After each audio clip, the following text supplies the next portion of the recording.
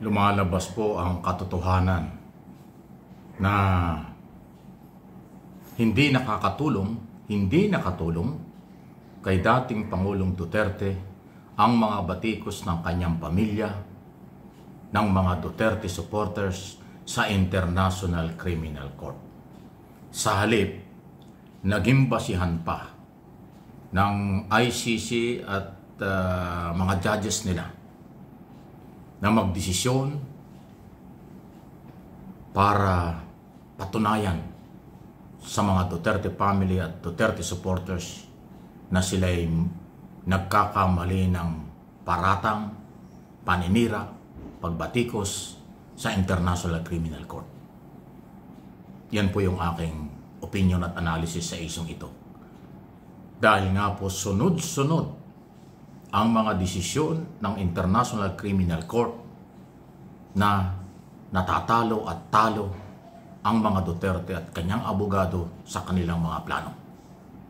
Ang dalawang magkasunod na desisyon ay napakalaki ng problema at dating sa mga Duterte nito, yung pagbasura sa pansamantalang paglaya, interim release, at yung paninindigan ng ICC na sila ay mayroong jurisdiction kay dating Pangulong Duterte dahil sa crime against humanity at dahil sa protesta at reklamo ng mga Pilipino na naging biktima ng human rights violation mula nang siya ay mayor, si Duterte, at naging Pangulo ng bansa.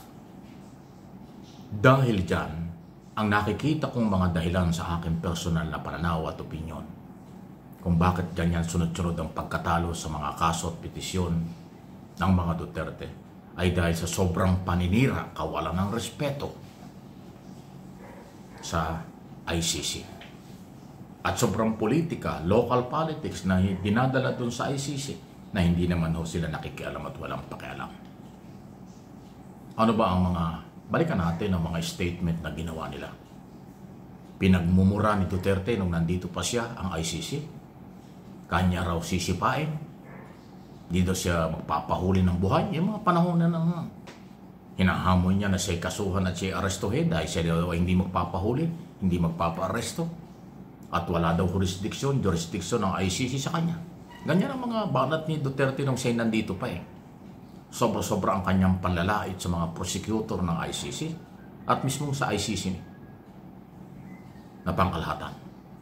Si Sara Duterte, ganon din po ang kanyang paninira sa ICC, sa kanyang pagtatalumpati sa iba't ibang lugar sa buong mundo na kanyang pinupuntahan, ang sirain ng ICC at sirain ang gobyernong Pilipinas under President Marcos dahil lagi niyang inuulit-ulit ng mga Duterte family supporters na kinidnap, illegal ang paghuli, illegal ang pag-aresto kay Duterte. Yan po ay banat sa ICC. Paano magiging kidnap ay merong warrant of arrest? May kaso, may warrant of arrest. Meron bang kidnapping na may warrant of arrest? Yun hong issue ng walang jurisdiction, ang ICC, illegal ang pag-aresto, kidnapping ang ginawa. Masakit po yan sa mga sa mga ICC judges. Nakalimutan yata ng mga Duterte at ng kailang followers na ang ICC ay international. Yan po ay samahan ng maraming mga bansa sa mundo at walang pakialaman sa local politics. Pero dinadaan sa politika, rally dito, kaliwat kanan, lalo pa ho nung hinuhuli ito at ng bagong hulit, padadala lang sa dahig, di ba? Araw-araw ang rally doon. Hanggang sa natigil na kasi nag-aaway na sila, pati ulam pinag-aawayan, pati mga babae ni Digong pinag-aawayan, pati pera pinag-aawayan, nawala. Yan ang sinasabi natin. Huwag kayong magagalit, real talk lang ako. Balikan nyo yung mga statement ng buong Duterte family at kanilang mga supporters kung ano ang mga batikos na ginawa against ICC. Laban sa ICC, pang-iinsulto sa ICC, pagbatikos sa Marcos administration, pagbatikos sa ating kapulisan at sa mga law enforcement agency nagpatupad ng warrant of arrest. Grabe! Matitindi po ang pagmumura na kanilang ginawa. Panlalait, pambabastos. Lahat ng hindi maganda, ginawa nila. So, ulitin ko, yung kanilang mga sinasabi at ginawa sa mga rally, statement, press conference, yan ang naging problema nila. Dahil nanindigan ang ICC, tama sila, nanindigan ang ICC na dapat litisin si Duterte at kanyang kasamahan. Naniwala, sa ngayon ay posibleng naniniwala na sa mga sinumpaang salaysay, sa mga Pilipinong nagreklamo ng paglabag sa karapatang pantao, crime against humanity. Yan po ang aking nakikita. Ayaw ko mang pangunahan, pero sa galaw ngayon ng ICC, mukhang patungo sa kalaboso si Duterte at ang kanyang kasamahan. Dahil nga,